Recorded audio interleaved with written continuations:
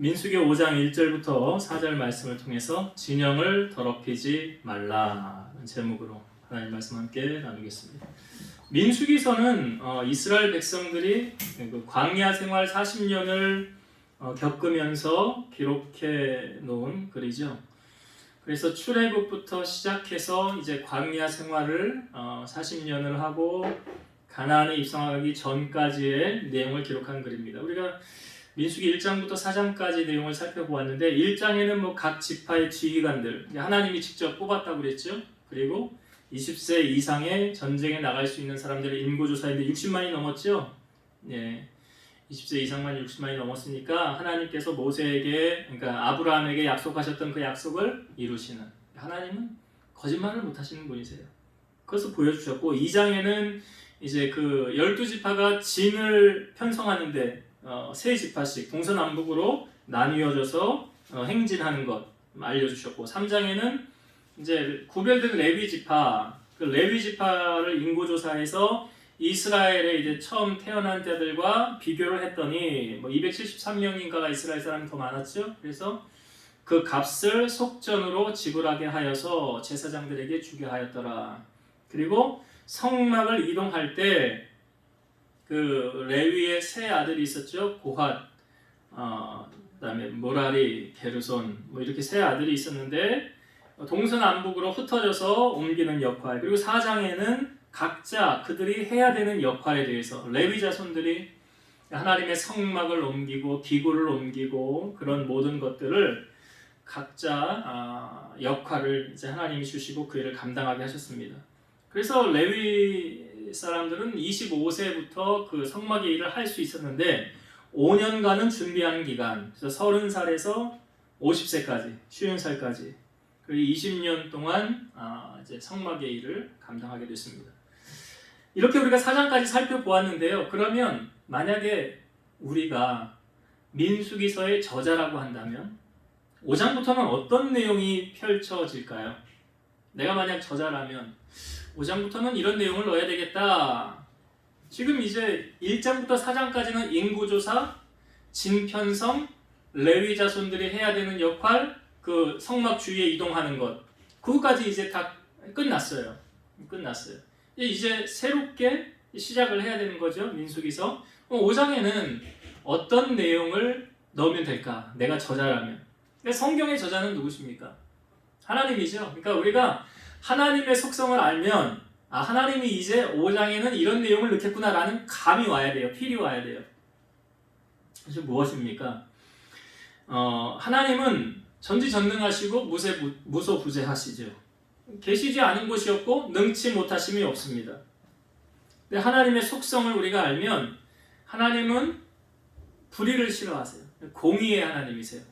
그래서 선을 행한 자에게 선으로 갚으시고 악을 행한 자에게는 악으로 갚으세요.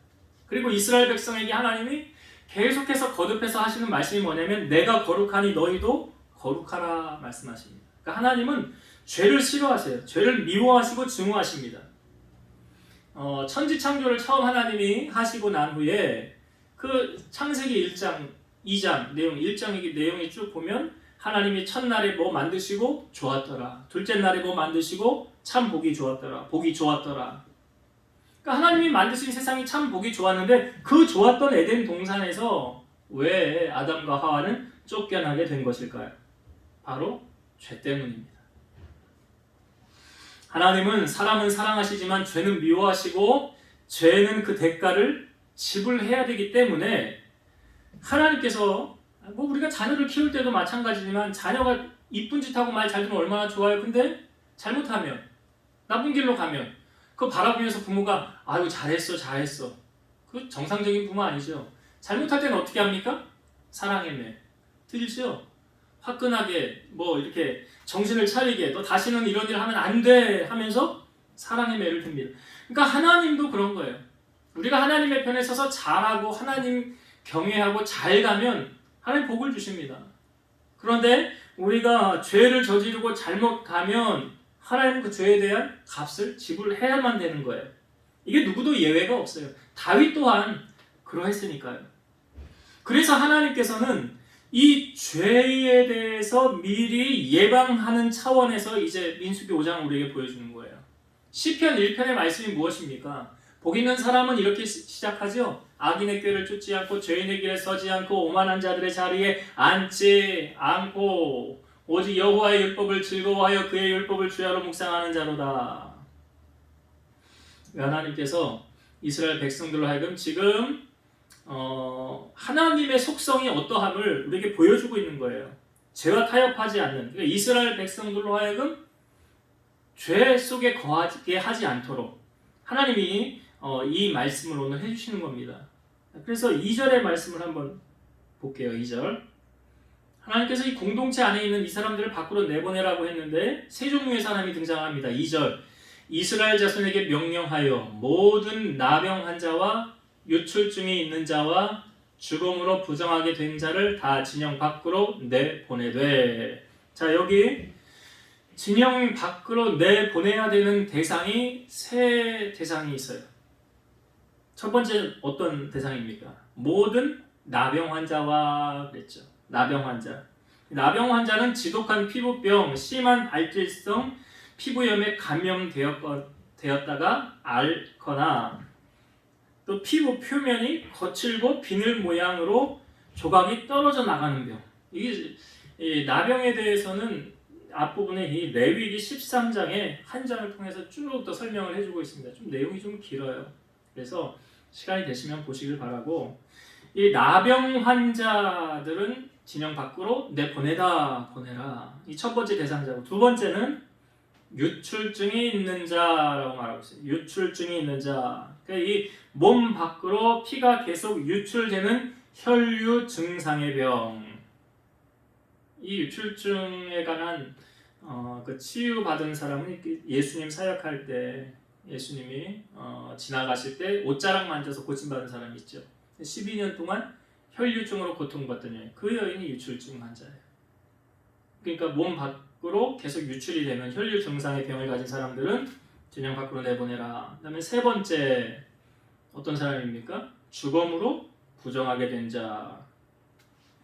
이 종교 의식상 죽음, 곧 시체는 죄의 싹스로 초래된 죽음의 현상적 결과였기 때문이다.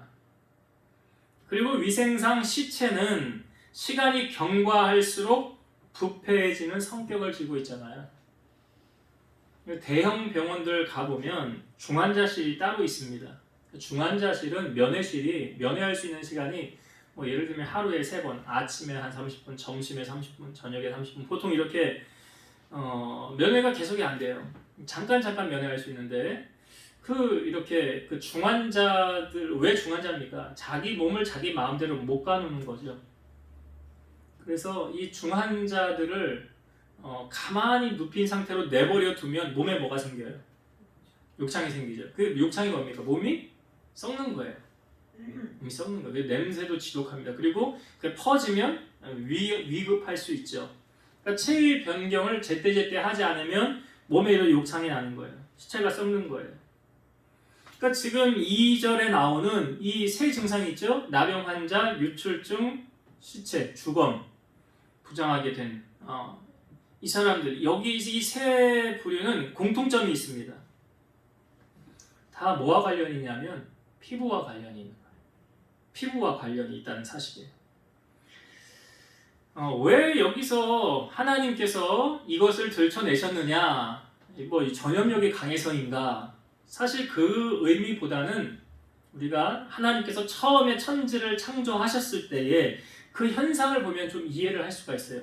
맨 처음에 하나님이 사람을 만드셨을 때 아담을 만드셨고, 아담이 혼자 있는 것이 좋지 않아 갈비뼈를 취하여서 하와를 만들었어요. 자, 그래 처음 사람 아담과 하와가 옷을 입었습니까? 안 입었습니까? 안 입었어요. 옷을 입지 않았어요. 그런데 언제부터 옷을 입게 되었습니까? 네? 예, 선악과를 먹은 다음부터예요. 이 성경에 제가 그 내용을 좀 읽어줘 볼게요.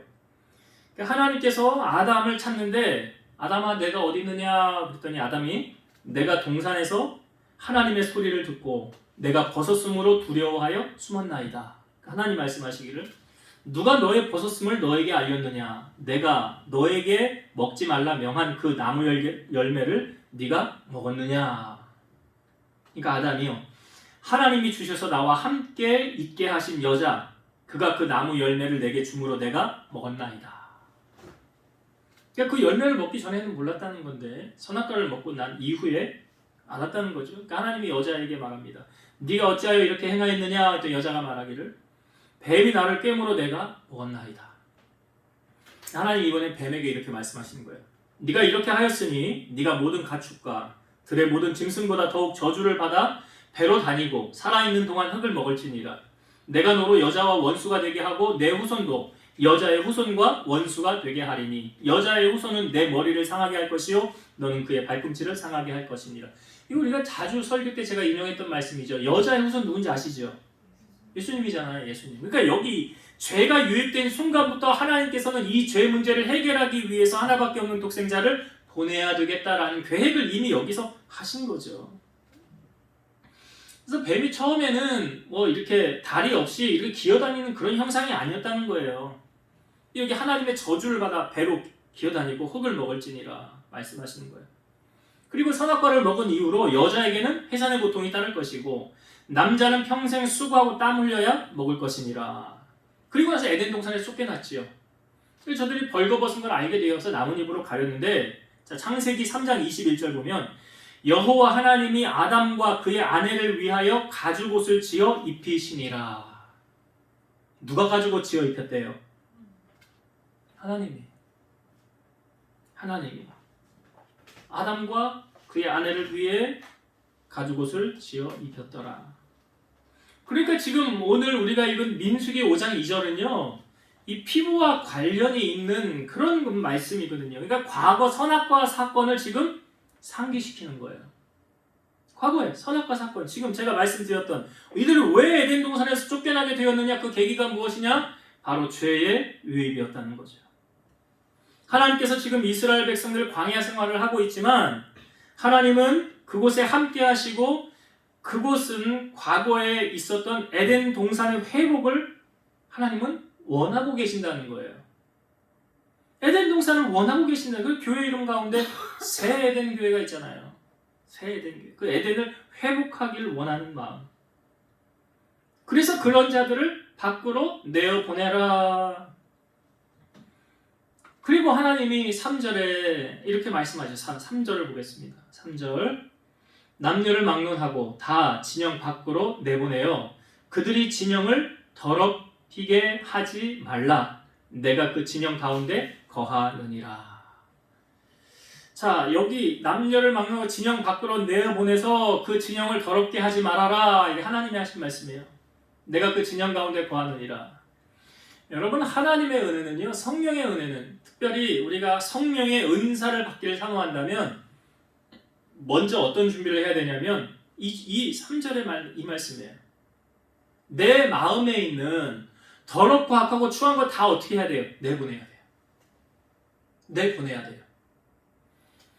사도행전에 보면 베드로가 그 설교했을 때 사람들의 심령이 찔렸다고 그랬어요. 우리가 어찌할꼬, 그때 베드로가 한 말이 무엇입니까? 너희가 각각 회개하여 예수 그리스도 이름으로 세례를 받고 죄사함을 받으라. 그리하면 성령을 선물로 받으리니.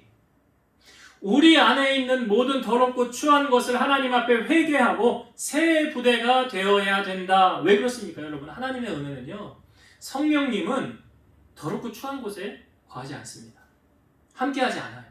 지금 보세요. 하나님께서 그 진영 안에 있는 더러운 것을 다 내쫓으라고 했습니까? 하나님 거룩하시기 때문에 그래요. 하나님이 거룩하시기 때문에 그 죄악 가운데 하나님이 거하지 않겠다는 거잖아요. 여러분, 이사야 59장에 보면 우리가 기도를 하는데 하나님이 왜 응답을 안 해주시는가? 이유가 거기 나와 있어요. 하나님의 귀가 어두워서 손이 짧아서 우리를 구원하지 못하심이 아니라 우리와 하나님 사이에 죄로 인한 결과로 인하여 하나님과 우리 사이에 막힌 담이 생겼고 우리의 기도가 그 죄 때문에 상달되어지지 않는다. 그러니까 성령의 은사를 사모하면, 하나님의 은사, 하나님의 귀한 것을 사모하는 사람, 죄악에 머무르면 안 되고 죄를 떠나야 되고, 예수님의 산상수훈 말씀 가운데 너희 진주를 돼지에게 던지지 말라. 돼지가 진주 귀한 거 압니까? 모릅니까? 모르잖아요. 하나님의 은혜도 그런 거예요. 하나님의 은혜도 귀한 것을 아는 자에게 하나님이 주시는 거예요. 여기서 이제 진영 밖으로 쫓아내라, 이 진영에 내가 거하느니라 라는 것은 이 신앙의 공동체의 순결을 오염시키는 부정의 요인은 언제나 존재하죠. 어느 곳에나 존재합니다. 그런데 거기 함께 거기 있으면 안 된다라고 주님 말씀하셨어요. 그러니까 예수님을 팔았던 가룟 유다도 사실은 예수님의 12제자 가운데 한 사람이죠. 그 가룟 유다가 예수님 판 거 아닙니까? 여리고 성을 무너뜨리고 그 다음 아이성을 가서 점령하려고 할 때 그 아이성에서 왜 패배했습니까? 공동체 가운데 한 사람, 하나님 말씀에 순종하지 않은 한 사람이 있었잖아요. 여호수아는 그거 몰랐어요. 하나님 앞에 엎드리면서 우리가 왜 패했습니까? 하나님. 그러니까 하나님 이렇게 말씀하시는 거예요. 이스라엘이 범죄하여 내가 그들에게 명령한 나의 언약을 어겼느니라. 너희를 나와 약속하지 않았느냐? 약속을 안 지키는 거야. 근데 그것이 약속을 안 지키는 것으로 끝나는 것이 아니라 그 다음 전쟁에서 패배하게 되었고, 그 결과로 말미암아 36명인가 죽었잖아요. 그것은 이스라엘 공동체 한 사람의 잘못이에요. 고린도전서 15장 33, 34절 속지 말라. 악한 동무들은 선한 행실을 더럽히나니 깨어 의를 행하고 죄를 짓지 말라. 악한 동무들은 선한 행실을 더럽히나니. 그러니까 우리 이런 말 있잖아요. 미꾸라지 한 마리가 온 진흙탕을 흩어뜨린다고요? 그거 하나님이 원하는 게 아니래요. 갈라디아서 5장 9절 적은 누룩이 온 덩이에 퍼지느니라. 곰팡이 폈을 때 그거 어떻게 해야 됩니까? 가만히 내비두면 어떻게 돼요? 다 버리게 되잖아요. 그 곰팡이인데 살짝 떠가지고 버리면 나머지는 보존하게 되잖아요. 갈라디아서 6장 1절 형제들아 사람이 만일 무슨 범죄한 일이 드러나거든 신령한 너희는 온유한 심령으로 그러한 자를 바로잡고 너 자신을 살펴보아 너도 시험을 받을까 두려워하라. 이 말씀을 다시 한번 잘 보시면 어떤 형제가 범죄한 일이 드러났다는 거예요. 내 눈에 드러났다는 거예요. 보여졌다는 거예요. 그러면 신령한 너희는 이라는 표현은 뭐냐면 그것이 죄라는 것을 분별할 수 있는 그런 분별력이 있어야 된다는 거죠. 이게 깨어있다는 거죠. 잘못했네. 저 사람 잘못했네. 그걸 분별을 할 수 있어야 돼요. 그것을 신령한 너희는 그 다음에 온유한 심령으로 그러한 자를 어떻게 하래요? 바로잡고. 당신 그렇게 하면 안 돼요. 당신 그렇게 신앙생활하면 안 돼요. 하나님 앞에 똑바로 하세요. 그냥 눈 감고 넘어가는 게 아니에요. 그 이스라엘이 그 시딤이라는 지역에서 모압 여인들하고 성적으로 타락한 사건이 있었잖아요. 그때도 하나님이 화가 나셔가지고 그 성적 타락이 무엇으로 이어졌습니까? 모압 여인들이 섬기는 우상에게 엎드려서 절하고 그 떡 나눠 먹고 거기 앉아가지고 말이에요. 하나님 화가 나죠. 그러니까 모세에게 하나님 뭐라고 그러세요? 그 지파의 우두머리를 목매어 달아서 죽여라 그러잖아요. 근데 모세가 차마 그렇게 못했지요. 바알볼에게 우상에게 속한 사람들을 죽여라 이렇게 말했어요. 그리고 났는데 또 이스라엘 백성들이 보는 그 회막 앞에서 모압 여인을 데리고 또 음행하려고 들어가는 어떤 남자가 있는 거예요. 그 누가 봤습니까? 비느하스가 보고 들어가서 그 창으로 그 하나로 그 두 사람을 다 찔러서 죽였다는 거 아니에요. 사람을 죽인 거 잘못한 거 아닙니까? 그런데 하나님이 오히려 비느하스가 잘했다고 그러잖아요. 잘했다. 오늘 갈라디아 6장 1절의 말씀이 그거예요. 온유한 심령으로 그러한 자를 뭐 하래요? 바로잡고. 이게 질책하듯이 하는 것이 아니라 온유한 심령으로 라고 말하고 있어요. 그러니까 나의 권면을 통해서 그가 믿음으로 바로 돌아올 수 있도록 바로잡고 그 다음에 보면 너 자신을 살펴보아 너도 시험을 받을까 두려워하라. 그러한 사람을 바로 세우는 것도 우리의 역할이고 우리 자신도 세속에 물들지 않고 타협하지 않고 그러니까 그 시험을 받을까. 그러니까 복 있는 사람의 특징이 시편 1편 말씀을 해주셨잖아요. 죄의 자리에, 그런 자리에 벗어나는 것, 가는 거 아니다. 그래서 우리가 깨어 있어야 되는 거죠. 이 분별을 할 줄 알아야 되는 거예요. 내가 보기에 그거 아닌 것 같은데, 말씀의 거울로 비추어 봐, 그렇게 행하는 거 아닌 것 같은데, 그거 하나님이 기뻐하는 거 아닌 것 같은데, 그거 캐치했으면 바로 바로 전해야 돼. 바로 가르쳐야 돼. 이게 역할이에요. 먼저 믿는 사람의 역할. 그걸 해야 된다는 거죠. 하나님은 공의의 하나님이세요. 그래서 죄는 미워하십니다. 그리고 그 죄에 대한 그 대가를 반드시 하나님은 지불하게 하시는 거예요. 오늘 이스라엘 백성들이 지금 보면은 광야 교회거든요. 공동체. 광야 교회로 말하고 있어요. 그러니까 이 교회는 사실 한 몸이고, 교회는 성결을 유지해야 되는 것이고, 교회는 하나님의 거룩하심을 늘 지켜야 하는 것이에요. 오늘 하나님 말씀하시잖아요. 내가 그 진영 가운데 거하느니라. 여기 진영을 빼고 우리 교회 이름 넣을까요? 내가 함께 비전 교회 가운데 거하느니라. 하나님이 거하는 처소가 되어지기 위해서 주의 교회가 어떻게 해야 되는 거예요? 오늘날의 교회가 좀 많이 문제가 있는 부분들이 뭐냐면, 세상의 교회로 들어와서 세상의 가치관으로 교회를 이끌어가는, 그 교회 안에서도 누가 높임을 받느냐, 사회에서 좀 잘 나가는 사람들. 교회는 그런 건 아니잖아요. 그러니까 예수님이 고아와 과부의 친구가 되셨던 것처럼 교회가 세상을 닮아가서 되겠습니까? 잘못되면 안 되죠. 그러니까 교회는 거룩함을 늘 유지하며 나아가야 돼요. 그리고 성도들이 이 거룩함을 지키기 위해서 이 공동체 안에 이 댐이 무너지는 원리도, 구멍 하나 작은 거, 거기서 댐이 무너지는 거 아닙니까? 우리 공동체 안에 그런 아간과 같은 역할을 하는 사람이 있으면 안 되고, 또 모세를 대항했던 아론과 미리암으로 말미암아 그 나병으로, 미리암이 나병 들어서 7일 동안 진행 못했잖아요. 그런 결과를 교회 안에서 행해서는 안 된다.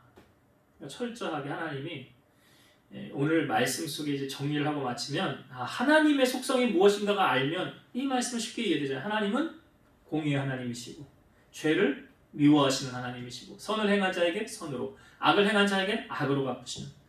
그래서 교회의 거룩함을 유지하고 청결함을 유지하고 하나님 보시기에 참 좋은 모습의 교회, 이러한 교회를 이끌어가고 만들어가야 된다. 누가요? 성도들이 만들어가는 거예요. 성도들이. 그래서 온유한 심령으로 잘못된 것을 보거든 우리는 분별할 줄 알아야 되고, 온유함으로 바로 가르쳐야 할 줄 알아야 되고, 그들이 주님 안에 온전하게 신앙생활 잘하고 거할 수 있도록, 그래야 이 교회가 건강하게 성장해 나갈 수 있는 그런 모습의 교회, 그것이 하나님께서 원하시는 교회의 모습이다.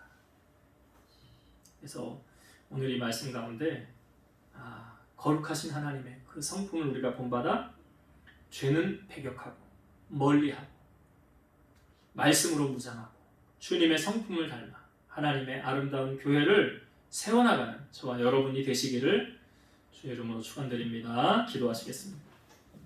살아계신 하나님 감사합니다. 이스라엘 백성들이 이제 광야 생활을 나가는 그 여정 가운데에 하나님은 나병 환자와 유출증이 있는 자와 주검으로 된 자들을 진영 밖으로 내쫓으라고 했습니다. 그것은 하나님께서 죄를 미워하시고 배격하시고 거룩하신 하나님의 성품을 우리에게 알려주시는 말씀이었습니다. 우리가 이 땅에 살면서 죄악과 타협하지 않게 하시고 항상 여호와를 경외하는 마음, 또 경건의 마음, 하나님을 두려운 마음 가지고 섬길 수 있는 이 죄악과 타협하지 않는 그런 우리 성도들의 믿음이 되게 하셔서 우리 함께 비전교회 아름다운 공동체, 하나님이 성령이 역사하는 그런 교회로 세워나가며 주님의 기쁨이 되는 교회로 영광 돌리게 하옵소서. 이제는 우리를 모든 죄악 가운데서 구속하신 예수 그리스도의 은혜와 하나님의 사랑하심과 성령님의 내주 교통 인도 역사 충만케 하심이 우리 사랑하는 성도들 머리 위에, 저들의 가정 위에 이 제단과 나라와 민족 위에 이제로부터 영원토록 함께 있을지어다. 아멘.